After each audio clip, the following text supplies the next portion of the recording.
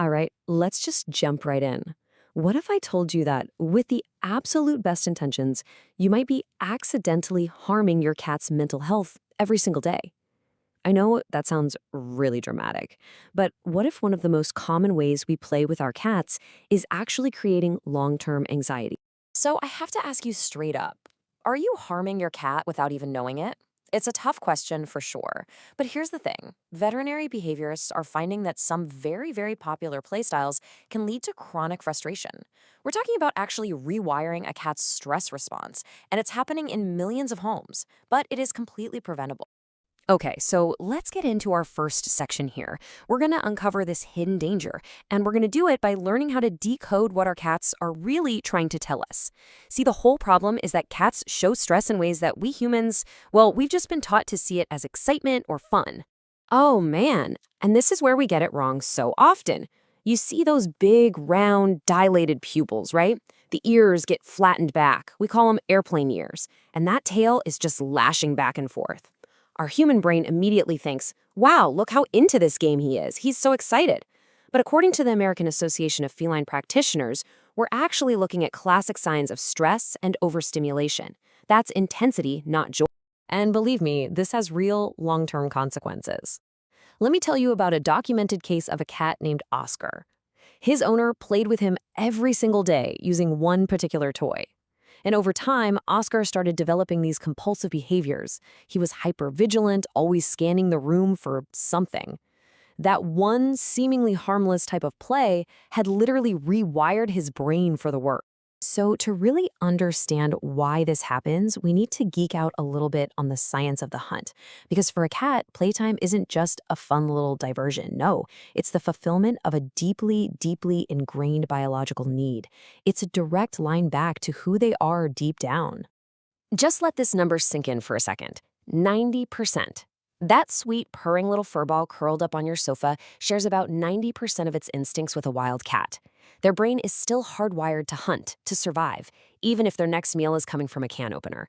And play is how they satisfy that incredibly powerful primal drive.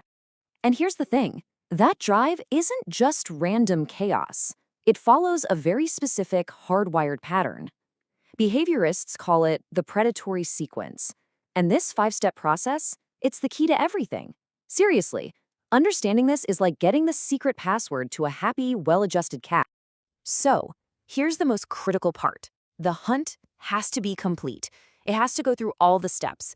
It starts with the stalk, then it moves to the chase, then the pounce, and, this is the part we mess up, it must end with the capture and, in a perfect world, the eat, which can just be a little treat or their actual meal. Every single one of these steps is vital for their psychological satisfaction. Let's look at the brain chemistry, because this is really fascinating. So the stalking and the chasing part, that floods their brain with dopamine. That's the chemical that feels like excitement, anticipation. It's the thrill of the hunt. But that dopamine rush needs a resolution. It's the physical capture of the prey that releases endorphins. Those are the good-feeling chemicals that bring satisfaction, reward, and it calms their whole nervous system down. A chase without a catch is basically just a neurological cliffhanger with no ending. Which brings us to section 3, and, well, the heart of the problem. There's this one ridiculously popular toy, you can find it in literally every pet store, that vets and behaviorists have been kind of quietly warning us about for years. It's a toy that perfectly creates this broken, frustrating cycle. And just look at how widespread this is. Around 70% of cat owners use this toy. We think it's the perfect way to get our cats to run around and get some exercise. I mean, we've all seen those viral videos of cats going absolutely bananas for it, right? Well, that bananas behavior, that's exactly the problem. Yup, it's the laser pointer, that little red dot that makes cats sprint up walls and do these incredible acrobatic flips. And look, from a human convenience standpoint, it's brilliant. You can sit on the couch and wear your cat out. But from your cat's neurological standpoint, it can be really damaging. And this slide just lays it all out, doesn't it? A laser pointer creates a hunt that can never, ever be won. The cat stalks, they chase, they pounce, and poof, there's nothing there. The dot just vanishes. Those last two crucial steps, capture and eat, they're impossible. This just leaves the cat amped up on dopamine with no endorphin release, which leads to neurological exhaustion and that chronic frustration we've been talking about. And over time, this can lead to a set of behaviors that some vets have started calling light and shadow syndrome. Now, it's not a formal diagnosis, it's more of a nickname, but it describes a cat whose hunting drive has been kicked into overdrive. So if you see your cat obsessively chasing reflections from your watch, or just staring at a blank wall for hours, or attacking sunbeams, it could be a sign that they're desperately looking for a hunt they can actually win. Okay, so that's the problem. And I know it sounds kind of grim, but here's the good news. Cats are incredibly resilient, so let's move into the solutions. This isn't just about stopping the wrong kind of play. It's about starting the right kind, and in the process, fulfilling your cat's deepest, most fundamental instincts. It all comes down to this one single golden rule of healthy cat play. Always let your cat win. They need to end the play session by physically catching something tangible. That's what completes the neurological cycle, releases those satisfying endorphins, and brings their nervous system back to a calm, happy place. This chart here is a fantastic guide. You want to make the toy act like real prey. Have it run away from your cat, not just dangle it in their face. And let them catch it. Let them catch it a lot. Don't be that person who yanks it away at the last second. And here's a pro tip.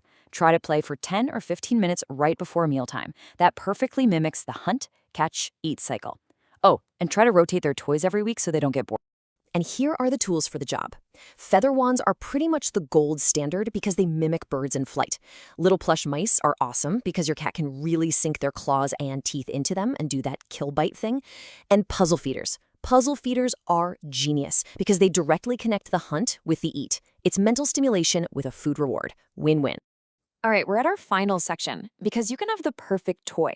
You can have the perfect technique, but you could still be missing the single most important ingredient. This is the thing that takes playtime from just an activity to a real deep bonding experience. So, after all this talk about brain chemistry and hunting instincts, what is the real secret? What's that one thing that ties this all together and makes the biggest difference in your cat's life and in your relationship with them? It's this. Simple as that. Your undivided attention. You know, studies show that cats are incredibly tuned in to where our focus is. They know the difference between when you're just kind of mindlessly waving a wand around while scrolling on your phone versus when you are truly present with them in that moment. Ultimately, what they're really hunting for is a connection with you. And these stories just drive the point home so perfectly. Max wasn't an aggressive cat, he was understimulated. Once his owner started focused play sessions, the ankle biting stopped completely. Bella, who was a bit overweight, lost 3 pounds and got way more active once her owner was genuinely engaged in the game. And my favorite is Luna, who wouldn't play at all until her owner started putting their phone in another room. The common thread isn't the toy, it's the owner's presence. So I guess I'll just leave you with this thought. Play isn't just about burning off energy or stopping boredom. It's a conversation. It's your cat expressing their most fundamental, wild self. And they're asking you to be a part of their world. They're trying to connect. The real question is, are you truly listening? Before you go, remember this.